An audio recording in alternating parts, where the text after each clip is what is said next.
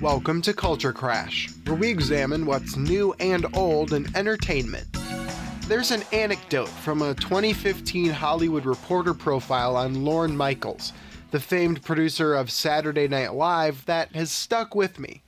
Michaels has been the man in charge of SNL since its inception back in 1975, which means he's overseen the iconic series through generations of new writers and performers, and he's heard time and again that his show just ain't what it used to be. Michaels has seen this cycle often enough and in regards to so many different casts that he's reached a simple conclusion. Everyone says the show peaked when they were in high school.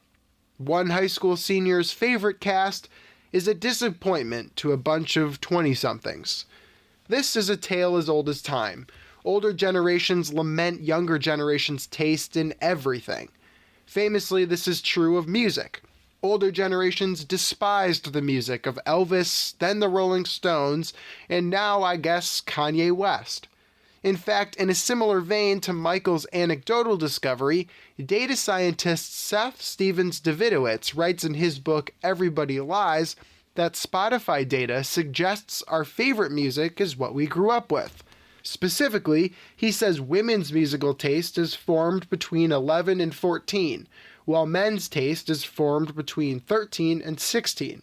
Stephens-Davidowitz says, for instance, that Creep by Radiohead is the 164th most popular song among men on the cusp of 40, but it doesn't even rank in the top 300 of men nearing 30 or 50. We like what we liked in high school. And I can add to the phenomenon, my favorite movie is Christopher Nolan's The Dark Knight.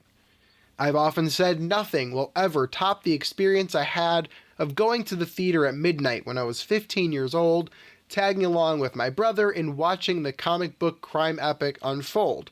And it turns out I'm probably right. It's not necessarily because it's the best movie of all time, but it mattered to me the most when my receptors were at their height. I appreciate new books and new music, and I flock to see new movies. I often love them. Maybe I'll even watch some Saturday Night Live highlights, but for me, all of those things peaked in the late 2000s. For you, they probably peaked when you were 15. And of course, this is all fine. But let's get along about it. People can like different things, and we should probably try to keep that in mind and cut younger generations some slack when they say that a new movie or a new song is the best ever. It's just human nature. For links to the Hollywood Reporter Lorne Michaels profile and to purchase Seth Stephens-Davidowitz's book, head to our site viewpointsonline.net. I'm Evan Rook.